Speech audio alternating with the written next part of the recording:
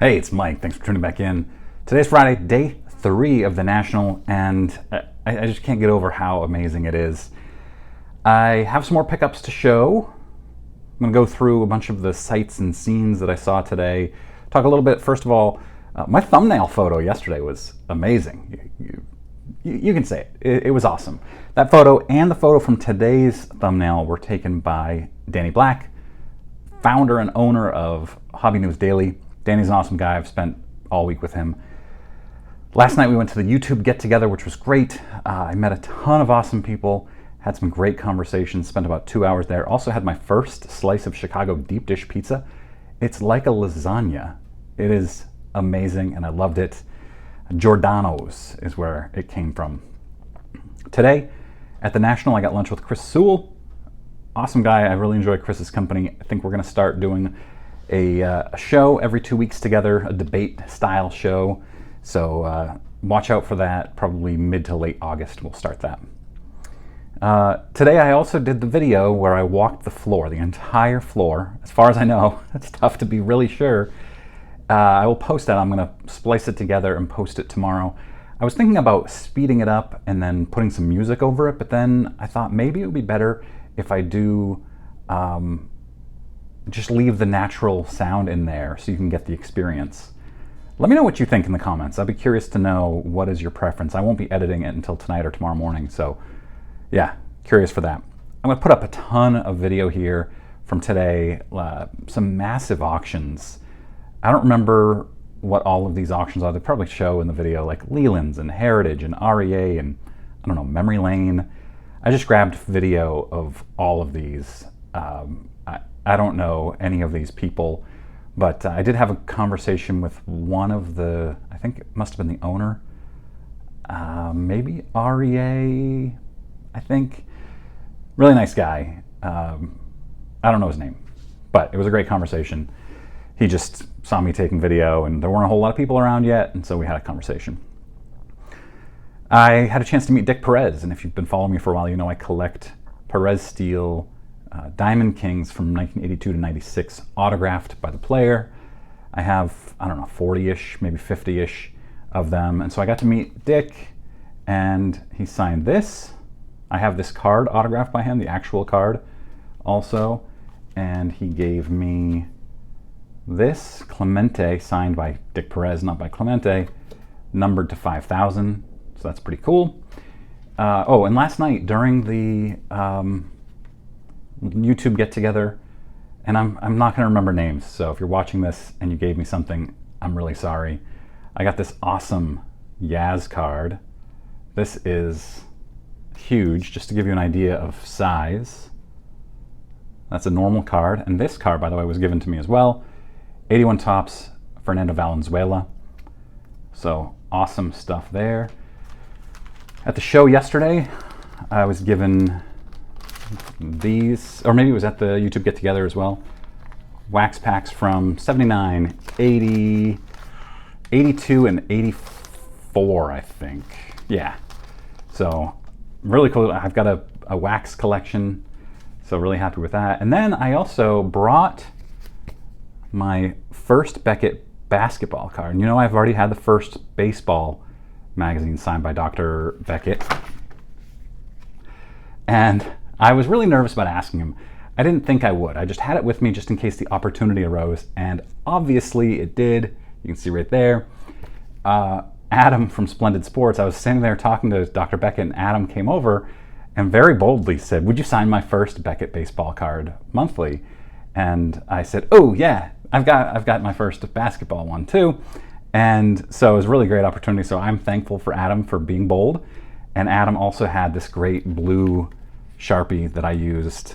So it looks awesome. I'm really excited about this. So I'm going to send this one and the baseball one off to Beckett. So I'll have a Beckett baseball and basketball card monthly, signed by Beckett, slabbed by Beckett. Can't go wrong with that.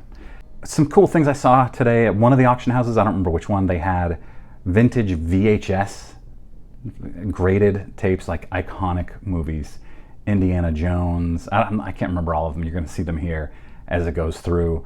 I love this stuff. I love the 80s, the VHS movies.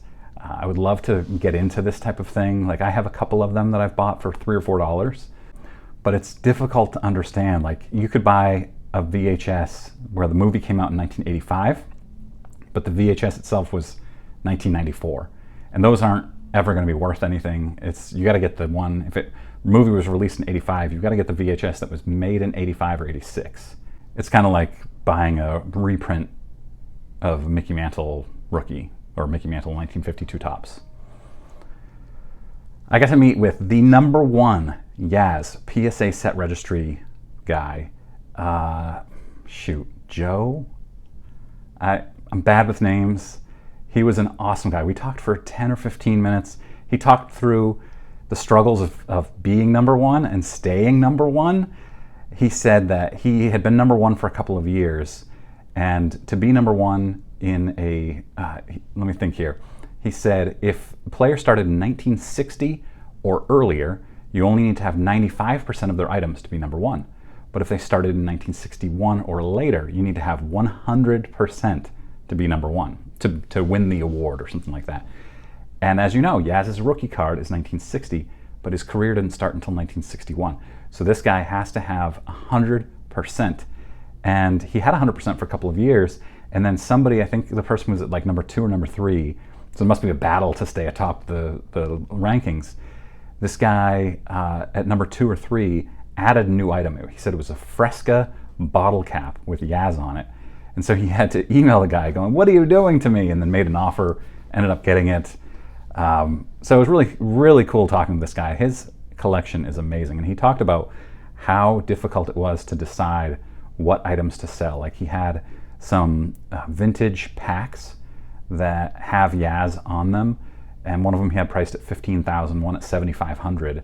And he's like, if I sell them, I'll be happy because I've got big price on them, but he knows he'll never ever get those back because they're so rare. So it was really cool talking to him, and I said, watch out for me in 10 years, I'm coming for your #1 spot. I also, as I was walking through, a dealer stopped me. I think his name was Robert, I think. Let me know if I'm wrong in the comments. He recognized me from my channel, and he's a big fan of my channel, which is awesome. He had all these Japanese cards, like Ichiro, pre-career Ichiro cards, and 2013 through 17 Shohei cards from Japan. It's really cool. I got some video of that, as you're seeing here. Just really cool, really nice guy. I didn't stop and talk for very long. Speaking of being recognized, during my lunch with Chris Sewell, so many people stopped to talk to him and ask him, say, I love your channel so much. And Chris would say to them, oh, Mike here has a really nice channel too. And they'd be like, uh-huh, and go right back to Chris. A couple of them actually said, oh, is this the snowman, the Texas snowman? Is this Jeremy? No, I'm not. So it's just funny sitting there with a YouTube celebrity. And I'm small potatoes, of course, but it was fun. It was fun to see. And Chris was great with all these people, as you can probably imagine. A lot of non-sports wax. So my guy, Rob Sagady of Commenting Collector YouTube channel, great YouTube channel, you should go check out Commenting Collector, will appreciate this vintage non-sports wax stuff.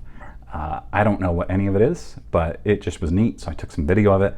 And then right nearby, I don't remember if it was the same table, I got this video of some vintage sports wax. And man, there was like 1955 Topps, I want to say. There was serious vintage sealed. Well, I don't know.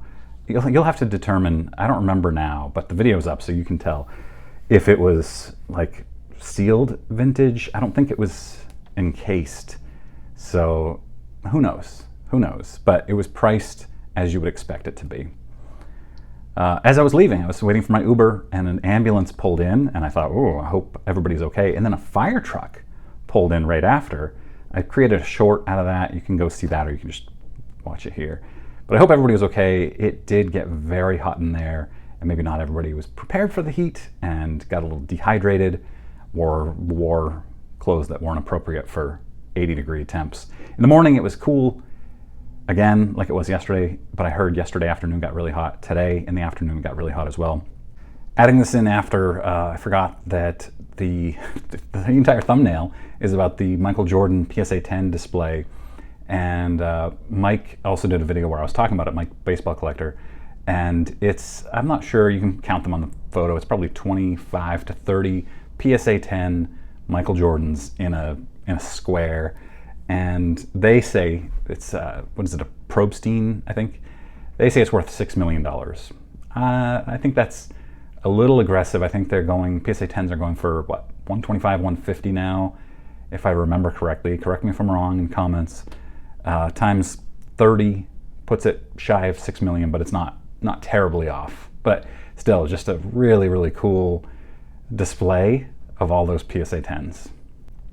All right, let's talk about my pickups. First of all, I did pick up a Steve Carlton rookie autographed in a PSA slab. I've already sent it off to be crossed over because I want it to be dual graded. I want it in a new case.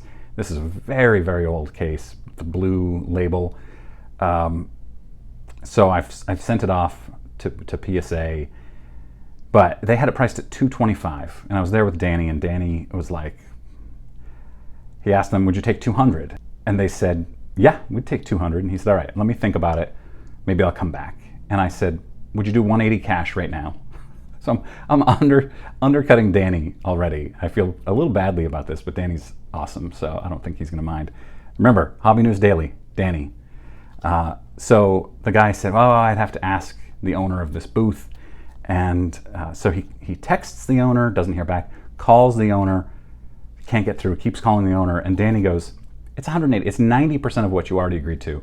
You can make that decision yourself. And the guy said, okay, 180. So I gave him 180 cash. It is worth a lot more than that. So I was really happy with that deal, with that negotiation again, and I'll show you another negotiation. I appreciate Danny's help on that. So then I got, let's put these in order here. 1963, oh, sorry, that one's 62. Topps Yaz in a PSA 5. And then a 63 in a PSA 6. And a 64 in a PSA 7. And a 70 in a PSA 8. And because of the spreadsheet I created last week, I knew exactly what I wanted to pay for all of these. And I added up my prices, and it came out to about 300, the prices that I wanted to pay. He was asking 350. So I said, I was thinking more like 250. And he said, no, I can't do 250. And I said, okay. And I hand them back to him, and he looks at me and he says, I do 3. And I said, the highest I go is 280. And he said, all right, 280. So I feel a lot more confident with negotiating. I think that these guys really, really want to let things go. It's not like maybe a very local show where dealers aren't so eager to sell things, strangely. At least that's the impression I get. All right, so I didn't expect to do this, but I ended up going back. I went to record an episode of Hobby Think Tank, which will be on Bench Clear Media, maybe tonight. I'm not sure when Mike's gonna post that. And then afterwards, John Keating said, hey, let's go check out that Yaz table again.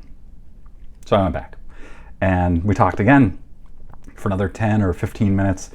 The guy is amazing. He sets up at the Shriner show outside of Boston. So I'm gonna go talk to him again there. But I also bought another card. It's PSA 10 Kellogg's card, which these are tough to get a 10. 1981. So I was really happy with it. One more card.